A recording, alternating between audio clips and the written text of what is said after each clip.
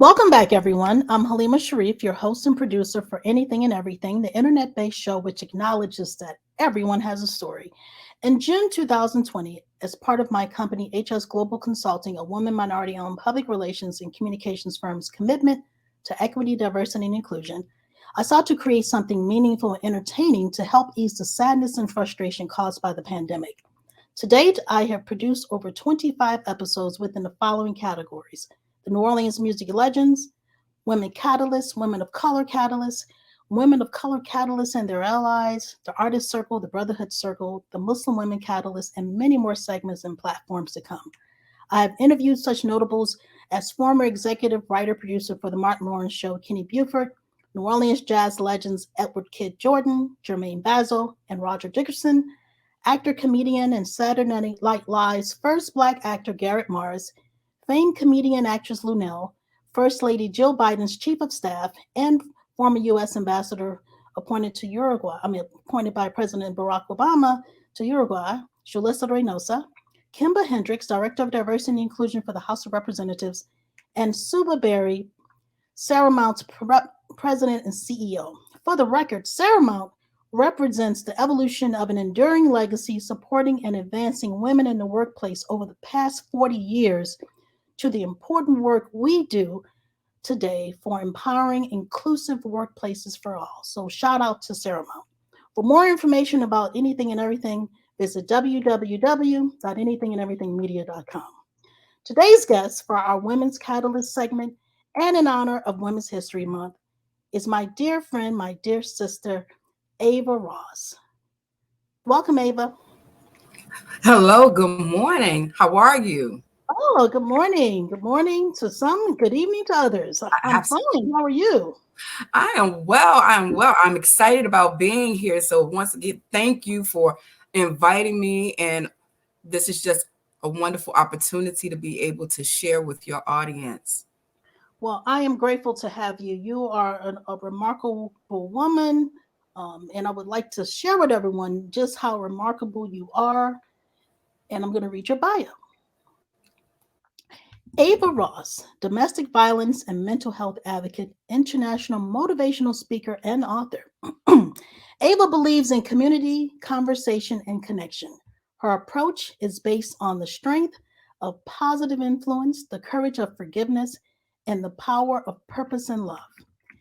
Ava Ross's empowering voice echoes countless women across the globe who bravely survived the unspeakable, unthinkable, and unforgettable. She is the founder and executive director of Tabula Rasa Domestic Violence Incorporated, hand to hand 501c3 charitable nonprofit organization which provides services and life tools to survivors of domestic violence. Excuse me. She has transformed her pain into power by creating a platform that advocates, inspires, empowers, and aids survivors of domestic violence. Today, she is defined as domestic violence impact and transformation strategist because her work actively and positively transforms lives. Let me say that again. That's a pretty wonderful, deep rooted title. She is defined as domestic violence impact and transformation strategist because her work actively and positively transformed lives. She presented TRDV Inc. to federal government employees at the 2016 Blacks in Government, where she also presented her training session on domestic violence in the workplace. In 2019, she became the CEO of 282 Inc., which provides trainings, resources, and technical solutions to address domestic violence and sexual violence in and outside the workplace. 282 has rolled out the first of its kind, a TRDV report, an online resource that allows survivors of domestic and sexual violence to research potential partners to ensure they are not domestic abuse perpetrators or offenders.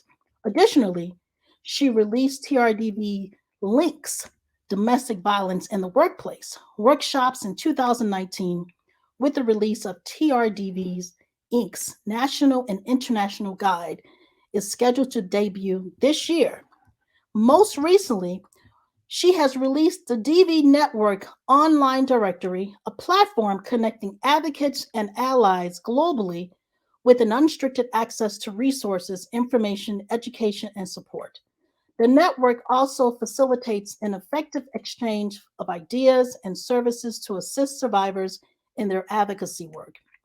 She's committed to empowering survivors, is deepened through TRDV, partnership with Jay Gaines, the wholesale diva, to help provide home ownership and training for the empowering women in economic development and neighborhood rehabilitation program. The EWEDNR program teaches survivors of domestic violence how to wholesale houses and gain financial stability through real estate. This program both supports survivors in accessing home ownership opportunities and revitalizing their communities. Along with her organizational leadership, she has adopted a community in the inner city of West Baltimore, Maryland, where she is committed to serving and empowering the community through educational services and trainings while providing resources that educate about awareness, prevention, and intervention of domestic violence. Ava Love Ross. For more information, you can contact her at 240-565-9906 or aross at tabularosadv.org. Next to community engagement, she is enduringly passionate about youth engagement and works with a juvenile justice diversion program and mentors to inspire, encourage, and empower the youth. Youth from the program performed her play, You Belong to Me, in 2017. A seasoned public speaker, she's hosts a talk and radio show called Pain to Power with Ava Love, which airs weekly to educate, spread awareness, empower listeners, and provide resources. In collaboration with three other powerful domestic violence advocates, she is a speaker on Purple Couch Secrets. Ooh, that sounds interesting. And is helping make conversations about domestic violence accessible to survivors, advocates, and allies within a safe and non judgmental platform. Ava has been a guest speaker on several platforms, including an interview with ESPN about domestic violence in the NFL. She continues her fight against domestic violence by supporting legislative changes, providing live testimony at the state level for bills being introduced or voted upon for domestic violence and sexual violence. Ava memoir, Please Don't Love Me to Death, is due for release this year. I am so honored and so grateful to know you. Interestingly, we've never met in person, but I'm looking forward, and we've been knowing each other what since Oh my gosh, it's been almost 20 10 years. craziness, and you met through a mutual friend, and I'm just so honored, and I'm looking forward to finally meeting you in person. I mean, even though we talk on the phone often, but hey, I'm just happy to have you here. Well, thank you. I'm so looking forward to it. And it's so amazing when you can build relationships and rapport with individuals for Yes, years. And I mean, we know each other's families and everything else, but have never come together on a physical never, terms.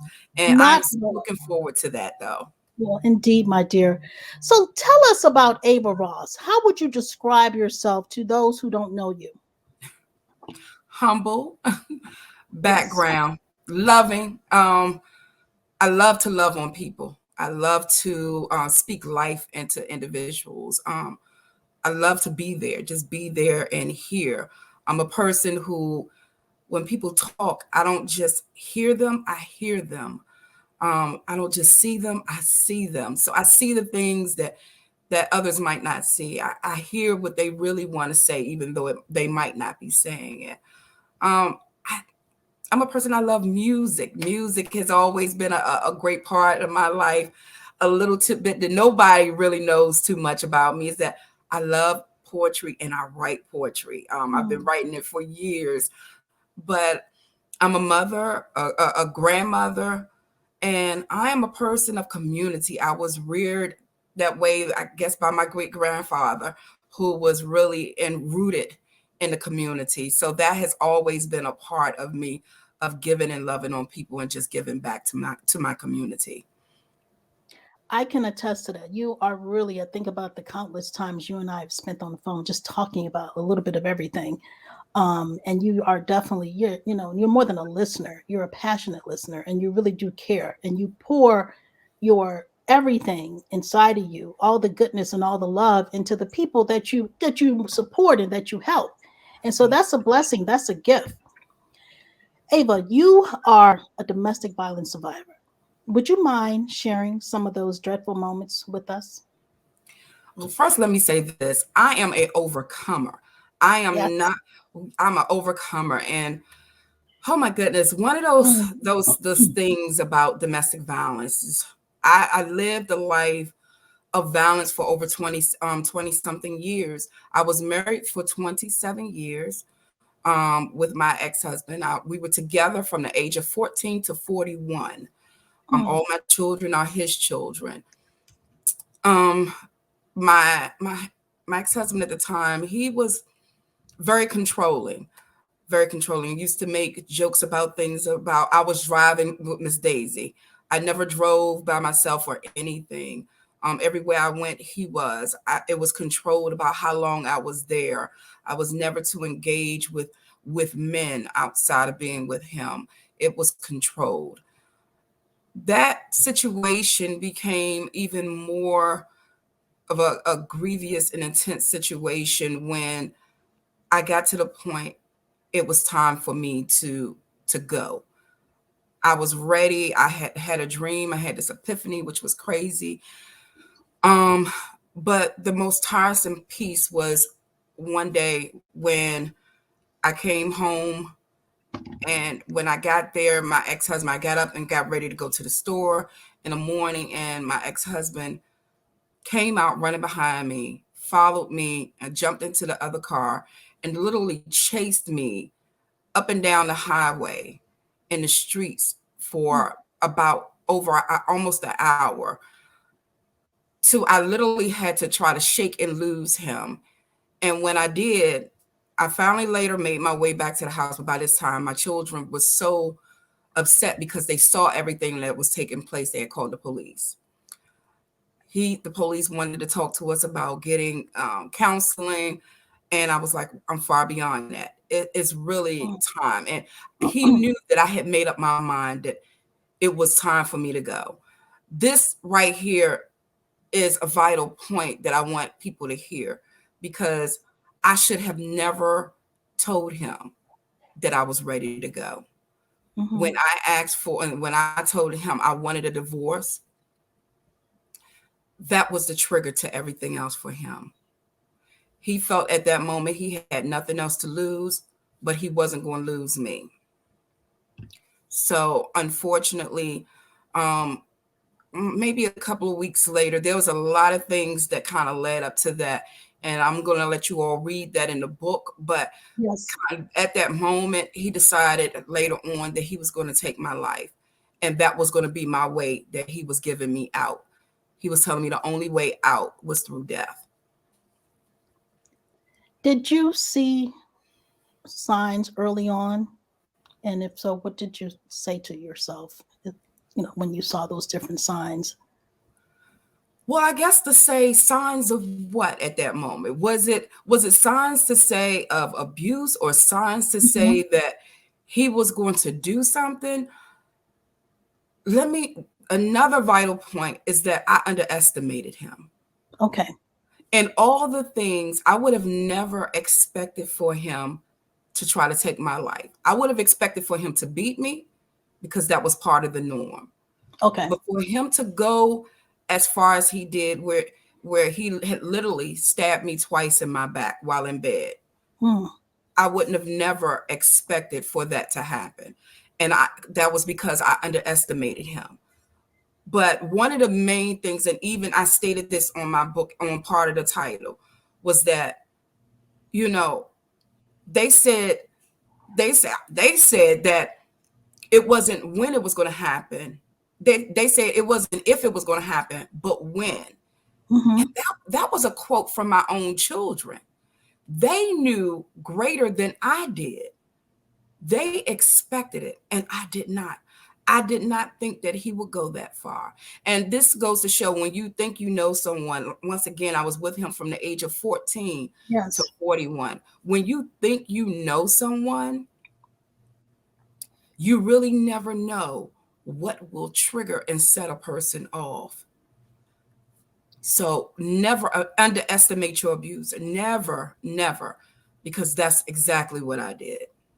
That's a very important and powerful message because, those out there who have experienced domestic violence, have been in similar relationships, I'm sure every case is different.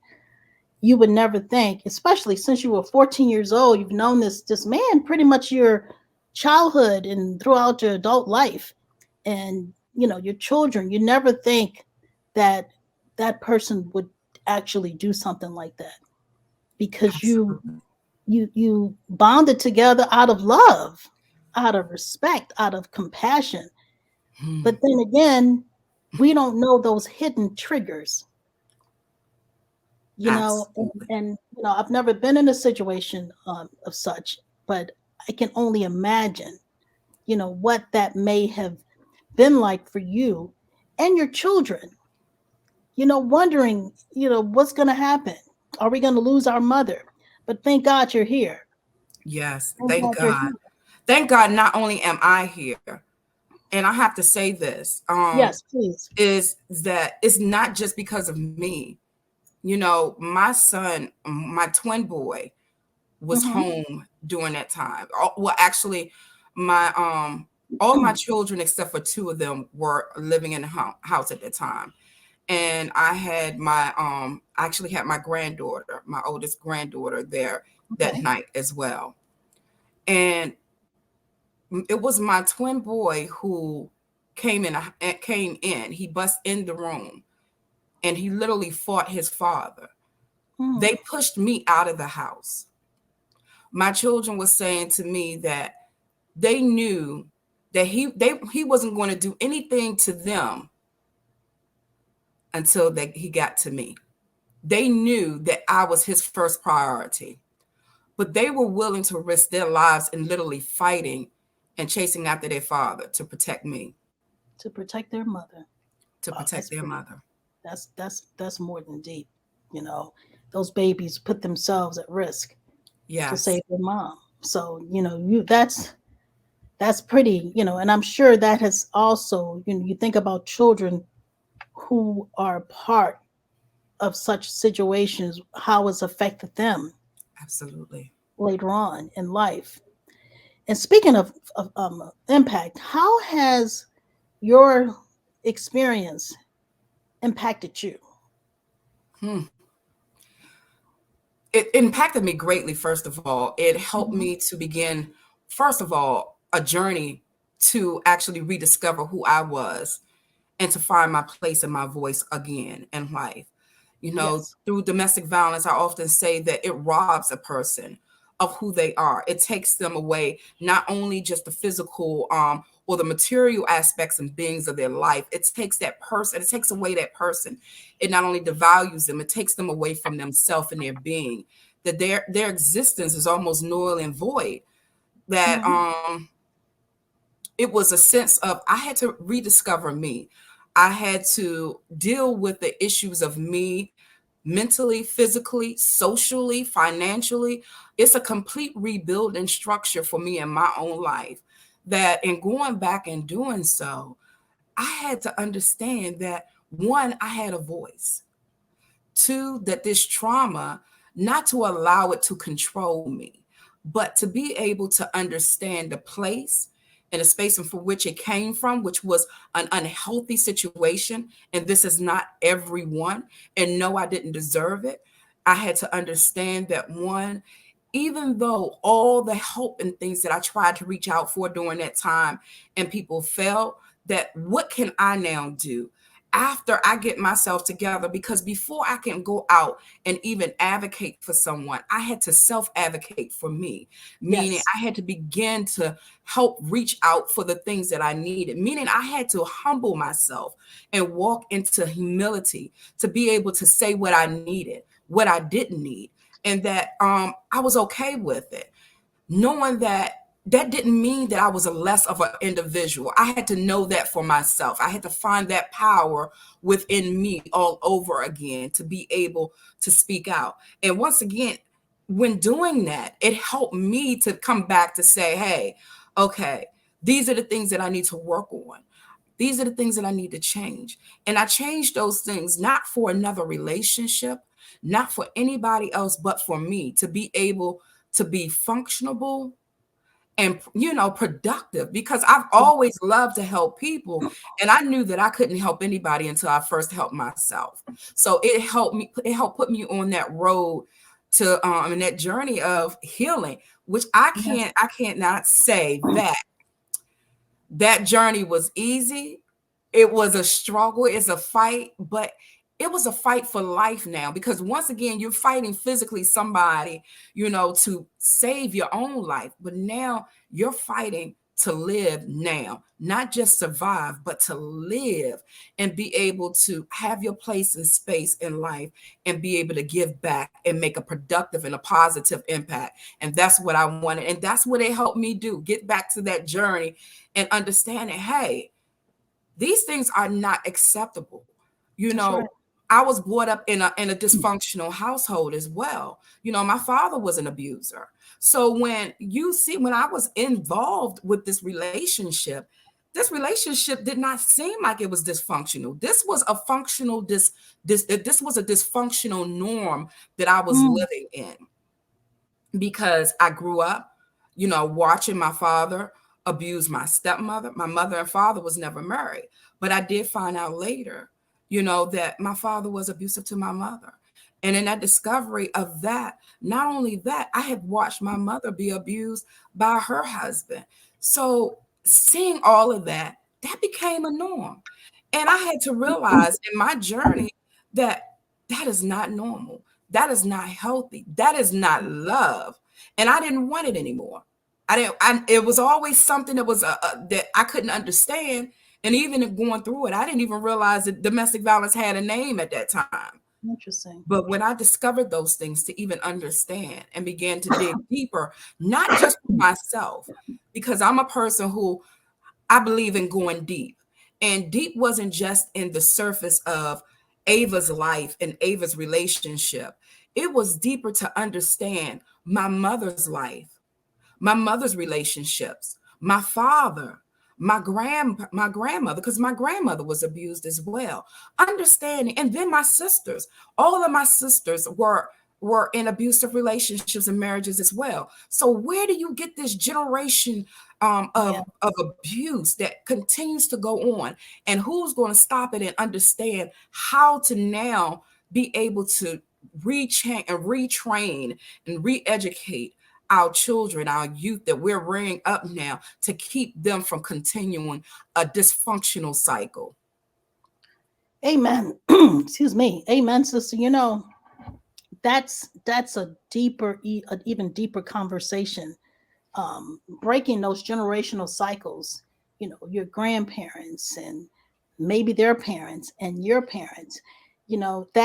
That's something that cycle has to be broken so it won't be passed on to the next generation, to Yes. your children and your grandchildren. And unfortunately, a lot of women either don't make it or they don't break the cycle. Yes. And I don't. That's I think when I hear this generational cycle, I think about a medical chart. When you go to the doctor and they ask you a history, anyone has a history of diabetes, high blood pressure, cancer, this, that, and the other. But that's Hmm. a whole nother story. You know, from domestic abuse Yes. in all categories. That's some serious stuff that can affect the entire family structure. Absolutely. And speaking of that, what would you say? And I'm sure every case is different, of course. Mhm. What are some of the things that run through the minds of abused women? Others may say, like other folks who have never experienced that, says to those being abused, just leave. Why do you stay? How do you address others who ask such questions who've never been there before? Well, first of all, I would tell individuals never tell people to just leave, Yes. because leaving is compacted with so many things, and Yeah. especially depending on the dynamics of that situation, you never know what it is. The control that they may have, um, Hmm. the level of control. I mean, you have people who have people watching people who will follow people who will, they will go through a cyber technology format of Hmm. stalking them. So you have to be careful when we say just leave. Never just say just leave, because you need to understand, if they could just leave, they would have. Yes. It's not that simple. And then when we talk about domestic violence, we're talking about a process of an individual who has basically been groomed. And Hmm. whether they've been groomed by that abuser or whether they were groomed by another abuser, because a lot of times individuals will have repeat abuse. So the question is this: it becomes more of a physical, it becomes less of a physical aspect than it is of a psychological aspect, because individuals get bound. They're bound by their mind of the things that Hmm. they have been told, the stuff that they have been threatened by and beaten into, to now they truly believe that I can't just leave. And if I leave, they still gonna find me. It doesn't matter, because this has been beaten and drilled and groomed into them. So this has become a process. It's just like when an individual who is a captive of war, and they have been in a place, and sometimes you wonder why they still there. It's because for so long it's been a process that they believe that they just can't go anywhere else. So instead of having a physical chain in weight or cage around an individual, there is a psychological cage that this person is in. And only when they begin to kind of help retrain their minds, rebuild their minds, are they going to be able to be free of that whole process. So we have to be careful in just telling people just leave. People do leave and then they return. But why are they returning? It's because it's the mindset. And we can't just deal with this from a physical aspect and saying, hey, let me just go ahead and move this person out of here and it's fine. This is why counseling is so important. Yes. It becomes a whole process of the renewing of the mind. We have to understand why a person is in the position in which they're in, other than just saying, hey, just leave, I'll help you leave, I'll give you money. That's not always the answer. That is not always the answer. Some it may be, some it may not be. But if you're not able to really assess and understand this person's situation and what's going on, you don't know what it's going to take. And even if you did give them the money, this is one of the biggest problems that we have within this whole community of assisting with domestic violence, is that they continue this same old will cycle. We're going Mm. to give you the money, move you out of here, put you in this shelter, and then give you another place. And then turn around, they're recycled through the same community, through the same resources all over again, because this individual has not had a whole life changing, mind changing process. In order for us to really work with individuals, we have to meet them at a completely different point other than a physical, just take them out. It takes so many different components to work together with that individual to get them where they need. That's why we say escape, heal, rebuild, and thrive. Because Mm. once you escape, then there's the question of now what? What do you do after that? I'm no longer there. Putting me into another apartment or a house or going with a relative does not change the fact of the things that are inside of that individual that needs to be cleansed, healed, rebuilt, and rechanging of the mind to start them with the understanding of a whole new process of what is healthy, what is not. What do you prepare for? How do you understand these things? Do you have plans in place? Plans for what? There's so many different things, because after that individual leaves, then they have, some of them and majority of them have children, right?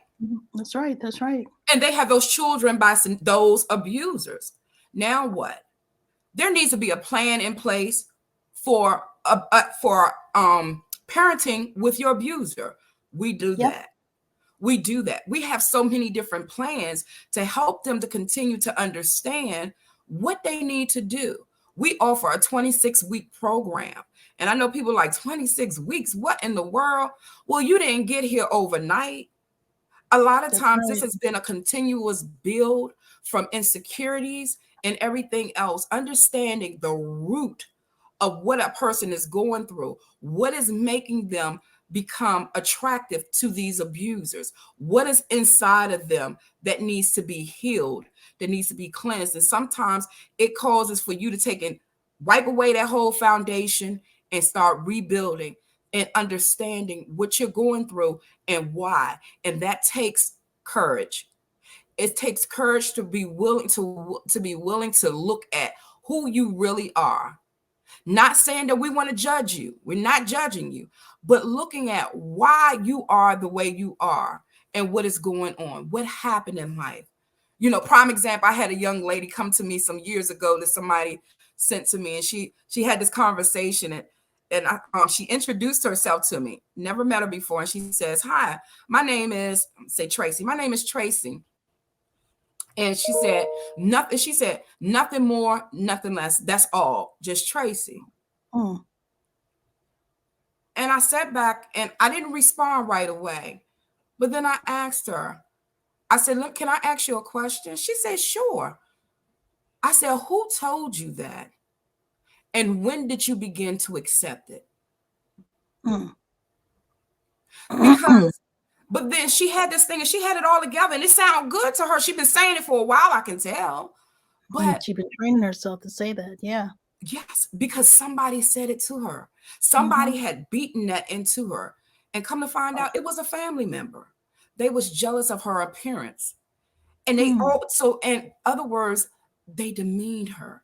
They made her feel bad about herself. Oh, just because you look like that don't mean nothing. So she accepted it. But the question is, when did you accept it? Because a lot of times we accept things as other people and it's not us.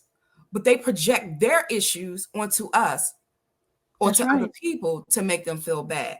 So we have to understand telling someone just to leave is not the answer. Yes. Wow, you said a mouthful, and folks, women who have been in such situations, years of damage, not just years of damage in that relationship, but Yes, prior damage as they were young children absolutely. in the womb. That everything starts in that womb Yes. at conception. So, in other words, you think about what you're putting into your body when you're preparing to have a child. Mhm. You're preparing your body. You make sure you don't eat the wrong types of food. You're taking care of your health, but that also deals with your mental health as well. Your Absolutely. emotional health, your emotional health and well-being of you and that partner. Yes. That's why I always say you got to be careful who you mate with. Oh, But then again, we don't know sometimes. We don't know until we know, yeah.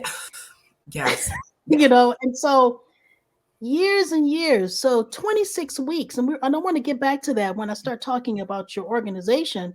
Um, 26 weeks, I'm sure, is what you need, but I can imagine what else is needed after that. Mm, Because because of those years of damage and yes. challenges and repeat going back and forth. Um, before we go on to your program, could you share what services or resources helped you in your journey? And let's also talk about your organization. Okay. Well, first of all, um, I didn't have those resources. Oh, When it okay. happened to me back in 2012, I did not have those resources. There Okay. was nothing available. I searched high and low. And Yeah. it was my children and I, we faced separation. That was a whole nother. And see, there's so many different things that re-traumatize Mhm. families when you come in with separation. I had to separate from my twin boy, who actually helped us. He felt abandoned. There were so many things just couldn't do. He went to a family member. I mean, to a friend, a family friend. So I didn't have those things, which actually geared me to the point of knowing I needed something. And I thank God for the things that was rooted in me as a business minded individual, because I believe that's what helped gear me and garner me, as Hmm. well as just God alone by himself, was Yes. to say, what do I need? And I need to start looking at the things that's going on with me and reach out and find some other resources. So my thing was counseling, therapy. I was fighting for the therapy for my children. Um, I, I fought for them where I couldn't even get my therapy at the time because they didn't even want to stay in therapy or go. So that became that's a whole nother issue. So it took me a minute to get to me. And that's another thing. So in all of that I experienced, I end up rebuilding, or not rather rebuilding, but building the community of need through the organization, because I understand clearly that when individuals go through, they end up falling off. Their life happens, or they're continuing to experience constant and continual trauma. So what do you do with that? My children, are the other thing, homelessness. We had slept in our car several Mm. times. We moved over what, 18 times in 2 years. So from Mm. place to place, house to house.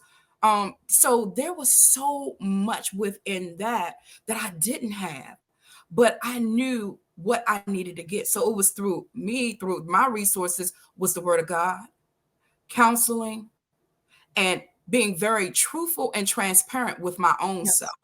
Yes. And I had to really look at me and say, what do I need? And I began to reach out and putting my voice out there and applying, pulling services. And the my saving grace was the fact that I've always been a researcher. I've always Yes. been a So person you of had been. information. So because of that, that's what saved me. I knew what was out there. I always connected with people. So those were my saving graces. So, and going back around to now the organization, that was the foundation of my organization, was to pour out for everything that I knew I was looking for and I needed for me and the needs of the community, to really give back. So I said, okay, what I need to do to give back to the community is to be able to give them the things I knew that should have been in place. And one thing we miss, and that is, we cannot be a community and we are disconnected. That's right. Our resources should be a continued wraparound resource. I agree. We call Tabula Rasa Domestic Violence a hand-to-hand nonprofit organization, because we're not going to take and transfer you over to someone else and just let go of you. Too often, individuals are just dropped off to someone else, and they end up losing the connection of their journey to healing and thriving.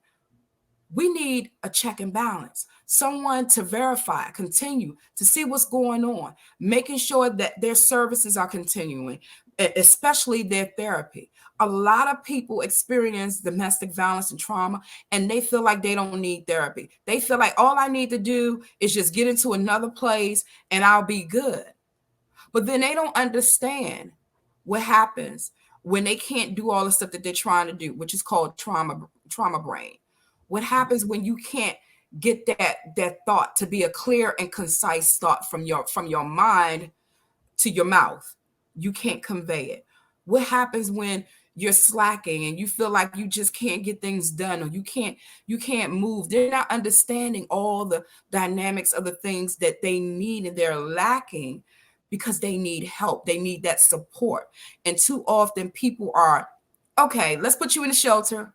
Okay, let's get you some services. Okay, we get you the Mhm. food stamps, we get you the TCA. We're going to do this and we'll put you in a place. And then what? Exactly. The problem is not solved. And this has been, and I have watched this and researched this has been a continual format for individuals who have been helping with domestic violence. Our lines, our big organizations. What do we do after that? You can't continue to do that and not follow through. And they say we lose the people, but how do we lose the people? We have to be compassionate. I've watched too many things go on with different some organizations, and I say some, not all, but some organizations where there are people inside of there getting abused by the people that are workers of those organizations. So you're putting them right back into a situation they're trying to get help from. What was Absolutely. the word you mentioned earlier when you started off? You said trauma, what? Trauma brain. Trauma brain. Hmm. That within itself is a whole chapter, more Yes, than one. absolutely. And it's unfortunate because people look for help. They're looking for more than help, more than a handout. Hmm. Like you said, it's an ongoing cycle with your organization. Tell me more about your organization. How did you come up with the name? Um, and why? And how long have you been in business? Well, we've been in business for 6 years Awesome. now. Um, I came up with the name because I was looking for something that would speak value to what people needed.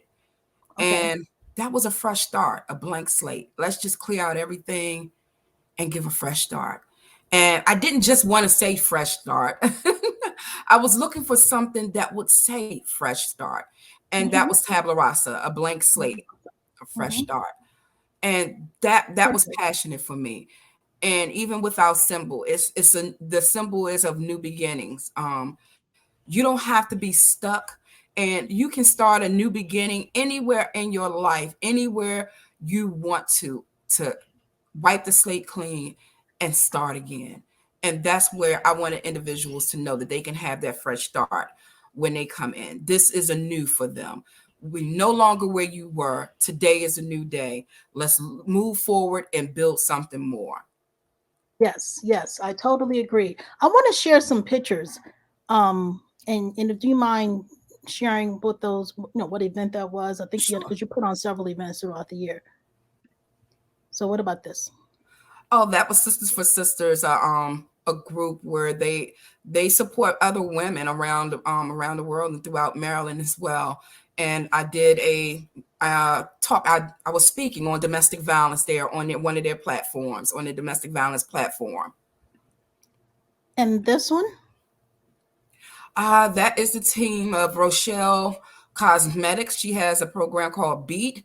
She was a black owned is the first black owned cosmetic company in Baltimore, and we did an event for individuals at a shelter, a makeover, to help show them how to beautify themselves, see themselves all over again, that they're beautiful.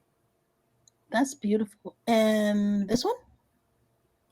That is one of our locations. We did an event, not an event, one of our programs, which is the Furnish and Design program. And that is part of the team, the design team. We come in, and once our clients transition from the shelter to their permanent housing, we go in and completely furnish their home and fill their cabinets and refrigerator up with food. That is awesome. I'm going to show three more. That right there, I did recently was also an event. I spoke on a South African platform regarding domestic violence. It exists all over. Yes, all over the world. And this one? That was where I was a guest speaker on Power. Oh, that was for Sisters for Sisters again. I went out and on a platform and speaking throughout the holiday for domestic violence. Nice. And this one, last one. Oh, that was still another picture that was with Beat when we went in and did the makeovers. I want to go back to your bio. You mentioned there was mention of ESPN Hmm. and domestic. Could you share about what happened for that event, that program? Oh, when that came out, well, it was funny. I got pulled in by someone, and they wanted to interview me regarding domestic violence in the NFL. During Mm-hmm. that time, domestic violence was really beginning to hit the NFL, where a lot of players were being charged with domestic violence, and this was new to them. They never had any type of plan placed in NFL regarding domestic violence, what to do, how to actually go in and assist those individuals, those families, or just them individually to help them understand about the significance of domestic violence and how to reintegrate them back into the playoffs, into the NFL after being charged.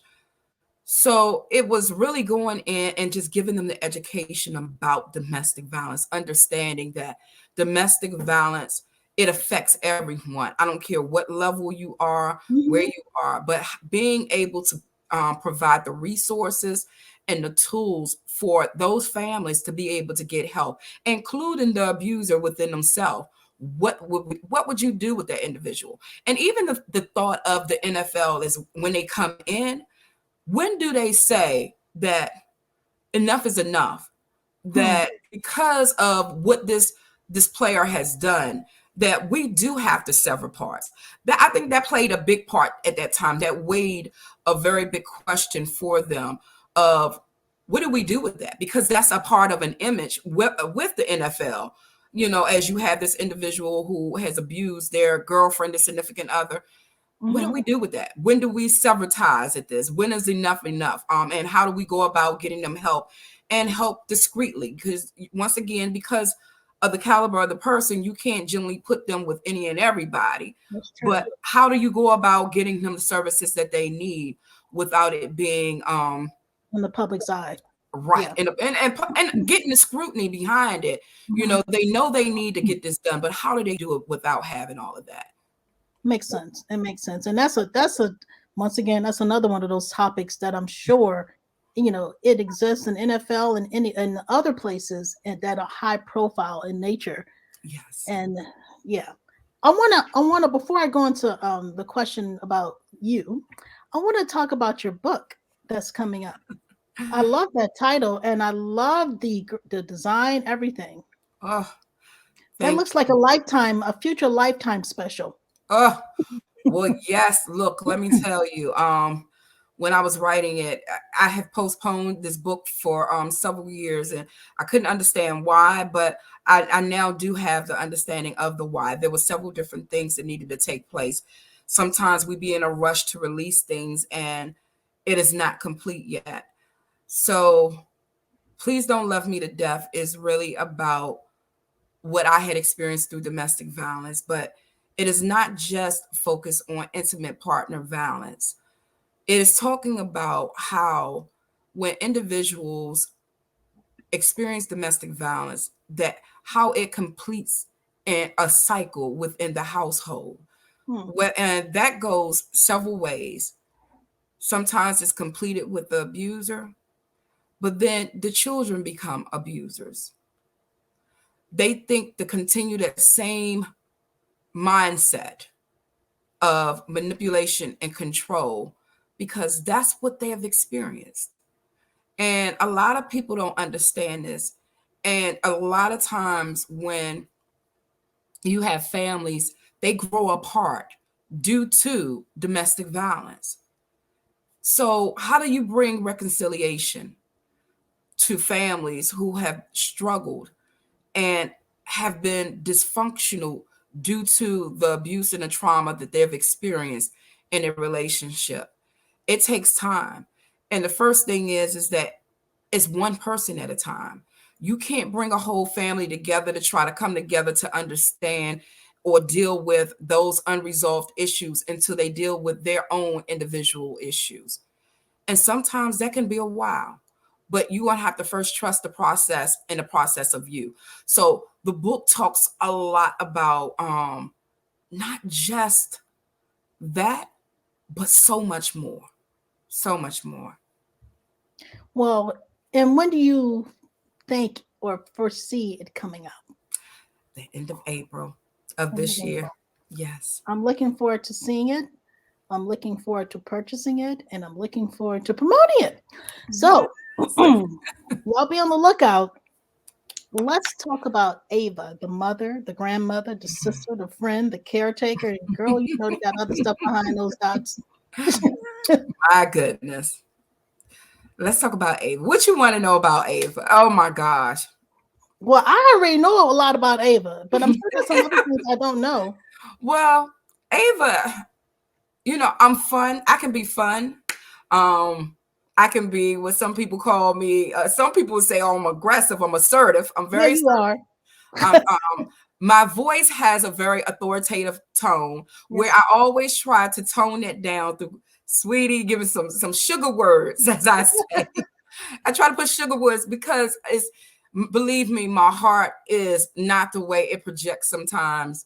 But I'm very, very stern in operating in truth and transparency. If I don't know something, if I'm not sure about something, I believe always say it. We can all learn from one another. I'm very open and giving. I have learned through my position lately to kind of shield myself sometimes because I will give so much of Yes, you me. do. So I have learned to to kind of guard that and minimize to what I give and when I give. But I'm giving. I love to give. I love to help people. I love to see people win. Um, my grandbabies, oh my gosh. I'm Oh a my person, like I said, goodness. I've always loved on my kids and my babies. I'm always kissing and hugging them, therefore they always kissing and Oh, hugging on other people. So it's about giving and loving on people. I go out, I'm so focused in business right now. I deal with business so much. Do I have a life outside of this? No. Even my daughter be trying to kick me out the house, be like, "Ma, you need to go somewhere and do something." Um, I'm just really right now. I'm the person where I'm patient. I am waiting. I don't want a boyfriend. I want a husband. right. I want someone who is well rounded, got their minds together, who is sure what they want. I don't chase after nobody. I love That's right. me. I'm gonna continue to love me, but I need somebody who has their peace. I don't want my peace Peace. disturbed. Peace, I've peace, been there. peace. I want to be able to build together and give. Yes. I'm a person, I just love doing things. Believe me, I am just so engrossed right now in the things that I'm doing because I like making an impact. I'm the person who makes the noise, but I'm behind the background. And a lot of times you don't see it. And I don't know how to come to the front sometimes. So a lot of times, a lot of things that I do, I get in trouble with this all the time.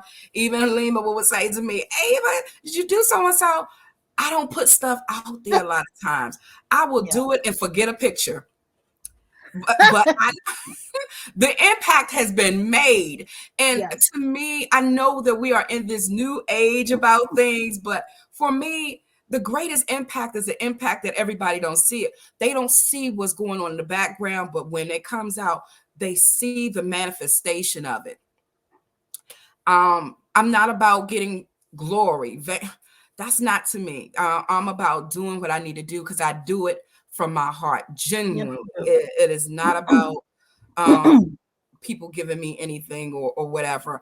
But what I do it passionately.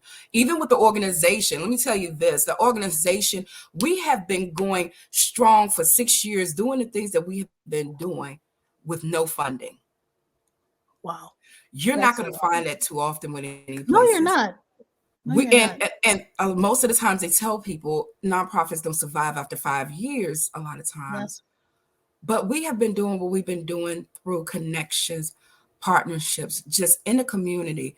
So the way we give and how we give, now we're at the point where there's so many things and people coming to us now. We have to go after the financing now. The Yes. getting the grants and things of that nature now. That's what we're starting to do.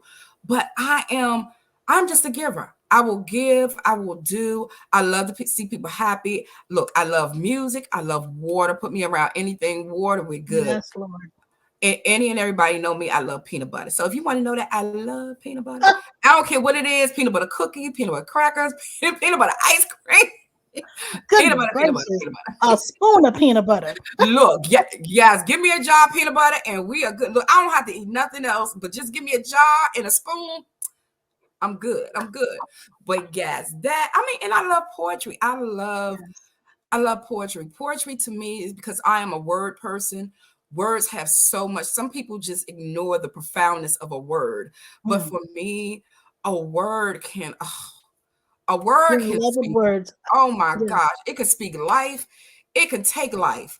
Oh my that's goodness. right. But That's words, I right. love hearing the creativity of words. So Yes. poetry, love watching it and watching and reading new writers come about. And music. Oh my God. Now I can't sing. Don't ask me to sing now, okay? And I don't play no instrument. So don't ask me to play no instrument. But I do have an ear for music. And it's funny because my oldest daughter, she has taken that when she was little. She learned how to play Mozart and Beethoven by herself It's a on gift. a keyboard because that ear transferred over to her. She has that ear. Now she play. I don't play nothing. Don't ask me to play nothing now. It sounds screechy. Well, you know what? You're saying that you don't know how to sing and you don't know how to play an instrument, but you really are. You are playing your instrument. Yes. You are writing your words. You are writing your passion and your story, and you're living it. And like you said, you're an overcomer. So all and you started. Love was inside of you, regardless of what else was going on when you were a child with your past generations. God made you a loving, beautiful spirit, and it's inside of you, and it's been inside of you for a long time, and that's what keeps you going. That faith in Yes. God and that love and passion. So those are your instruments, those are your melodies, those are your notes, and you're Hey. actually living that right now, and you're giving it to other women. And so I want to say, I know I've got your information going across the screen, but is there something on your website if people want to give and support the organization? I guess they can just visit the website for more information. Yes. Visit the website. We do have a donation button on the website, but go to the website. There's so many different ways you can give. If you can't give monetary, wise, we look at people, we say this, a dollar goes a long way because if Yes. 30 people give a dollar, that's $30.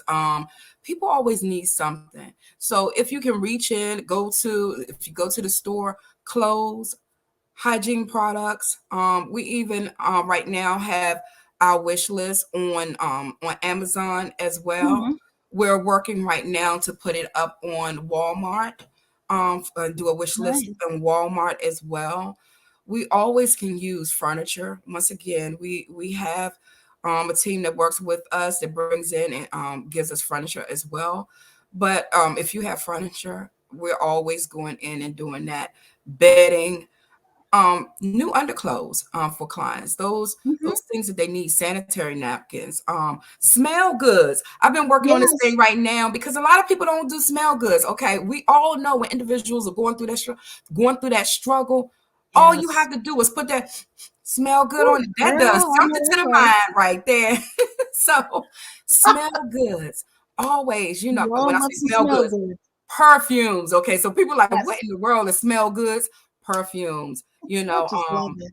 those things that individuals can use. We got a plethora of hats and gloves and blankets and things of that. Last year, coats. We always do coats and things. Another thing we always looking forward to is shoe donors. People who are Hmm. interested in donating shoes. People who need shoes. Please don't send no run over shoes. Girl, I They got some shoes that I will be sending you and some clothes that I don't need anymore. yes, I will yes, be I will be one of those people. yes. I mean, we Because always need, you never know. When people leave, they leave without nothing. yeah, So it's really, they have to rebuild those things. that's true. Everything, every day Yeah. that individuals are out there that they need something. Shavers. A lot of people don't do Mm, shavers.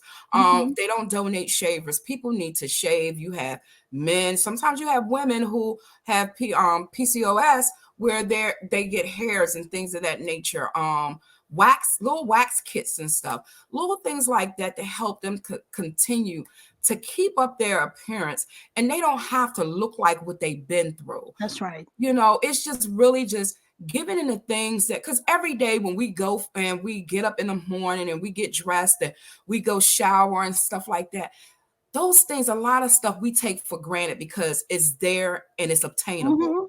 But for a lot of those women, it is not obtainable.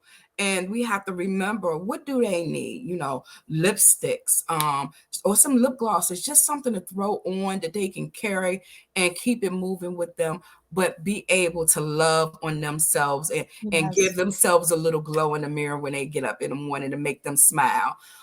Those things are important for the women and even some men. The men smell goods, the what is it, the axe spray and stuff like that. Oh yeah. So anything, even sometimes some of the things we might not have listed, just think about, what you do. And I always say this: when you give, make sure that you think about your giving of what you will want someone to give to you. I never give no less than what I would want for myself. We Yes. have to really think about that. I've seen people do some things, and it's just because someone is homeless doesn't Hmm. mean that they have to be treated any less That's right. than, and think that they should accept just anything because of their position of where they are at that moment. And I say at that moment because that is not their position for life. That That's is right. something that they're passing through and they're going to go over. So Indeed. just think about those things. But yes, always just giving, and just go on there and look at some of the things that talk about the red flags and awareness as well. And if you have any Right. questions about anything, there's a button you can click on to contact us. You can send us a question, some information. If you have someone who's going through and you would like some information, we'll be glad to send you over that. But just remember, loving on people, loving on you, and just giving back the same of what you would want to give to yourself. I think that's beautiful what you're doing, what your entire team is doing. And on that note, I want to ask you, what are you most proud of? Okay, let me tell you, I think this. You said a whole lot that I can hear that you're very proud of, but what else are you most proud of? I'm proud of the fact of one being able to give the heart of me. I think that's the most important thing. But I think I'm gonna tell you this. What I think so much, so much in this, it makes me smile. Mm-hmm. And it makes me smile because there's a lot of work that I'm doing, and there are some things I can't even talk about.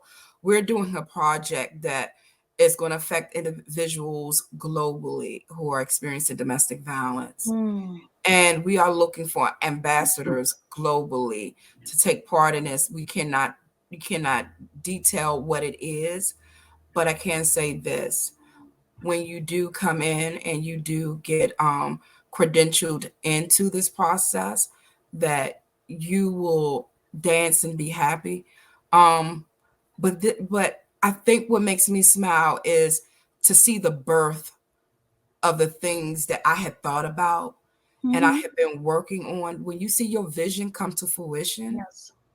and not just come to fruition, but the impact that you knew was going to take place, that it happens and it's even greater. That's what make me smile. That's what make me smile, and what keeps me going is just the knowing of doing what I do and having the beautiful people that we have had around the world that has come in to help us make this impact of what we're doing. That's a lot, because we have so many beautiful people who give their time, their skills, their hearts. That makes me smile. I can tell. You know, I have to tell you, when I first met you on the phone, um, on the phone, I'm laughing because it's so hilarious. Um, you are still the person you are today. Beautiful, bright, light, loving, caring. We've had a bunch of jokes and laughed at stuff just over and over again. And I appreciate that. Yes. You coming to me for different resources and just being able to assist you in any way I can, and you helping me right now. All this time I've been on StreamYard. Prior to this, I was using Zoom, and I was doing the background, and I'm like, when I tried to do the background for StreamYard in the past, I don't know why I was bleeding, and 1 2 3, Ava done told me to do it, and look, finally got my background that Mario created. Thank you, Mario. Mario created this background, God knows how many months ago, and I'm like, it's first time using it. So anyway, yeah, you've been a blessing in so many ways, and I really appreciate you. What Oh, advice would you give young women? whew, that's loaded. Let me say this. I think the Well, first advice that I would give to young women right now, and can I say this not just to young women, to people in for general, people in general, exactly. because we're in a day and an age, and this is what really touches my heart, Mm-hmm. is the fact that hmm, so many people want love. They are fighting for love. They are dying for love. They are killing for love. They are sacrificing for love. And when I say just dying, I mean dying physically and spiritually. Mm, People, and this time, I can't even just say this generation, at this time are more, it is so easy for them to do the most vulnerable thing of presenting their body and allowing someone to enter to them, yes. and they know nothing about them, Hmm. than it is for them to have a conversation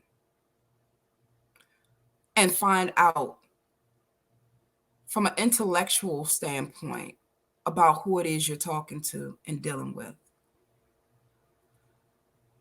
It is important for people to really find and know who they are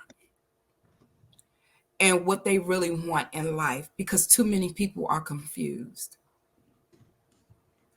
They are in relationships. There's a time for this is a time of individuals having what they call sneaky links. They are Mm-hmm. putting themselves in situations as well as others, and have made it a life of their dysfunction being a norm and Mm-hmm. acceptable. And that's not the case. We have to first be honest. And too many people want somebody to give to them what they're not willing to give to themselves or to Hmm. somebody else. That's right. We have to be true to who we are. So I say, be true to who you are. Know what you want. Stand on it. If you're not ready for a committed relationship, communicate that. Make those things known to the people that you're dealing with. Operate in truth and transparency. Don't play games with people. We never know what will trigger a person to go overboard. If you operate in truth and transparency, then there's no reason for anything to be left out. But really get to know who you are and what you want. Too many people, they deal with all these other individuals. Everybody is out here making their bodies right, their outsides right, but nobody is getting their inside right. It's time to shapen and sharpen the heart, the soul, and the minds. While you're doing the body, all of that takes place, because too many people, a body is not going to hold you love. It's not going to get you the love that you desire. That's right. But when you want what you attract, you have to be what you desire to receive. So do those things, do the work on the inside as well as on the outside. Know what you want, operate in truth and transparency. Be truthful first with yourself and then with others. Amen. Amen. And well, you can't see it with the Zoom, but there you go. Those are some Yes. powerful words, and of course, I wish I could have written that entire paragraph on the screen, but it only Oh, no. allowed me so many characters. But that's the gist of it. Be Yeah. true to who you are. Know what you want and stand on it. Operate in truth and transparency. Yes. Don't play games with people. Ava Ross said that. Thank you, my dear. that Well, was a mouthful. That was poetry. That was melodious. That was music. honey, that was my heart. Because I tell you, Yes, I just can't. It's so much out here in this world today. It's so yes, much. So there really is. There really is. And I wanna thank you, my dear sister. This has been a beautiful, and I do mean this, beautiful, heartfelt conversation. I learned so much from these conversations I have. Whether I've known you for a long time or I just met you, I'm learning so much. But I applaud you for being an overcomer and for thank keeping it moving. Once again, that's the beauty of this platform. It allows everyone to tell their story and allow us to tap into a plethora of diverse worlds. I thank you for being true to who you are and true to your community, to you. helping other women and youth and young men and others. Thank you for your contribution. Thank you for being a woman of color catalyst and for your overall hard work and amazing spirit. You are more than a trailblazer. You are truly a trendsetter, and I appreciate you and I love you. Oh, thank you. I love you too. Appreciate you. Indeed, my dear, and thank you to those who have tuned in. Be on the lookout for more phenomenal women this month for Women's History Month as we tackle topics which we just did: domestic violence, mental illness, being an entrepreneur, staying sane in a world of insanity, and so much more. This segment will be available on the Anything and Everything Media YouTube channel as well as on all major podcast platforms. To learn more about anything and everything, visit www.anythingandeverythingmedia.com. And as always, keep it moving.